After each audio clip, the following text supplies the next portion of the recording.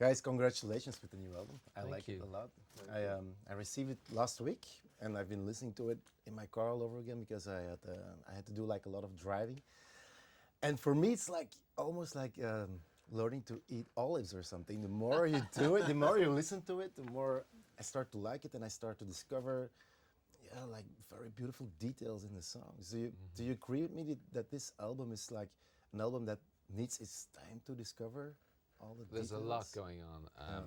I think the way the songs connect and the overarching sort of narrative of the album, for instance, doesn't kind of make itself evident on first listen. So, yeah, I agree with you. I think it does take. It's an album. You know, these Sure, days yeah. people make individual tracks and.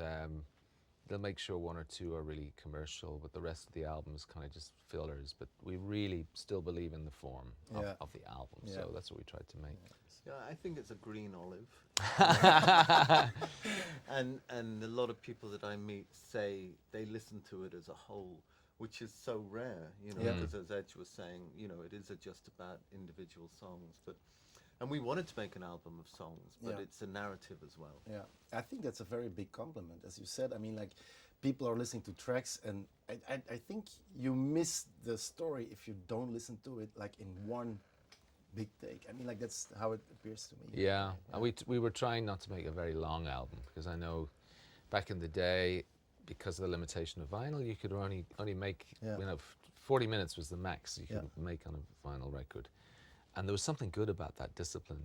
This album goes a little over 40 minutes, but not much, and this is the era of the CD packed full of the most material you could possibly get on there, which is, you know, an hour and 20 minutes. And it's just, you know, people don't have that much time. I don't have that much time to sit down to listen to an album. I so. think you ask also too much of people when you make a record of 1 hour 20 minutes. We're not used to that actually.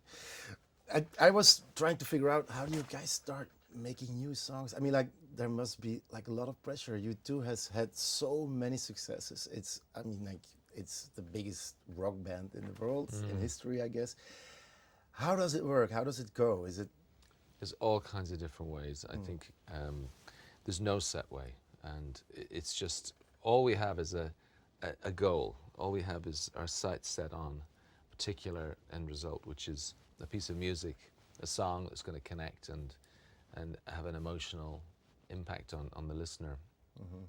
But sometimes we're all in the room together and we're trying, you know, just kicking chord sequences around. Sometimes I start at home on my computer just generating some ideas, and sometimes it's quite methodical. We'll actually start with a melodic or lyric idea and slowly start to put it together. So they come in all sorts of ways, but it's never straightforward. There's no kind of patented method that we always use that always works. It's like we almost, every time we start an album, it's like our first album.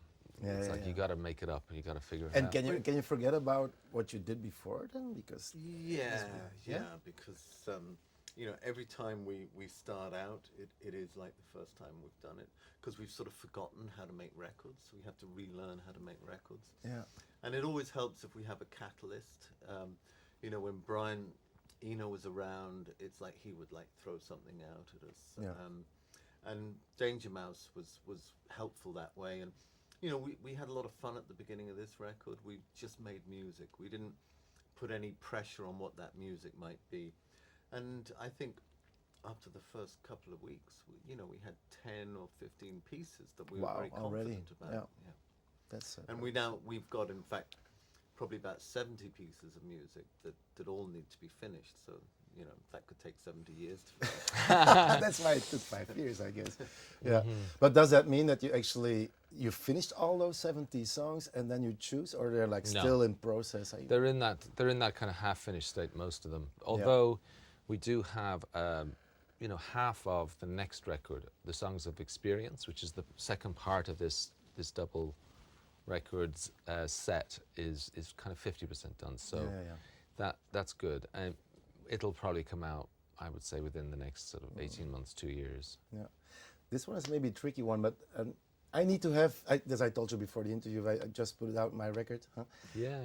I came in on 6, you guys came on in on 1 on the Belgian charts, so number 6 is interviewing number 1. Wow. But Well, that's still, I need to- congratulations. Well done. thanks. That's great. It's my first time that I'm finishing in the top 10, so that's good. That's good. But, well, whatever, that was not my question. My question is, I need to at least have for myself the impression that the record I'm putting out is like the best thing I've done, Yeah. or the best thing I can do at that moment. Do you connect with that feeling? I mean, like when you put out this album, can you see see it as something like, yeah, this is the best we could have possibly done at this point, or how does that? Yeah, we're very ambitious for the work, you know, and we absolutely want to release this time around an album that was competitive with our best work, that could sit alongside, you know, the albums that people already know of ours and hold its own. Yeah. And part of that's just the professional pride, but I also think it's because if you have songs that have that possibility of connecting, it just makes everything in your life so much easier. And when it comes time to touring, suddenly you've got like Absolutely. songs you can put in the set. Because I mean, we ask ourselves the question often, like, would we play this live? And if we were going to play this song live, what would we not play? You know, you can't play for 4 hours. So what are you going to drop to play this one? It must you know? be really difficult. Sometimes that really kind of solidifies your thinking on a given idea. Yeah. But you know, there were a couple of times when we could have finished this record and released it, and we kind of stood back from it and said, no, you know, these songs need a bit more work. Yeah. They need, some of the themes need to be resolved, and I think it's a much better record for that. You know? And it was hard sometimes to hold it back. Yeah. Some of the songs are really emotional. For example, Iris, a song about Bono's mother who passed away when he was only 14. Must have been really, the impact must have been really like enormous, of course. Yeah. My question is music like the only language maybe that translates as well the emotions that we have to go through as a human being sometimes? I believe so. I mean, I think it does have this extraordinary power to convey emotions, and it's that combination of melody and harmony and chord progression with lyrics. It's just, there's an awful lot in there, and the way a listener absorbs a piece of music, I mean, they're not just taking in the content, they're taking in the performance. They're taking in the context, where it was recorded, how it was recorded, what the singer is putting into the performance of the vocals. So I think it's very eloquent as a form. Yeah. Does that mean that a song like Iris is like more his song because of this? Well, you know, the singer, they're kind of always, the focus for every song is the singer. There's no doubt about that. And we're kind of happy to take the role as sidemen. That's a very honourable time-honored position. occupation. But you know, obviously there's certain songs where we can kind of say our shared experiences on this record. Yeah.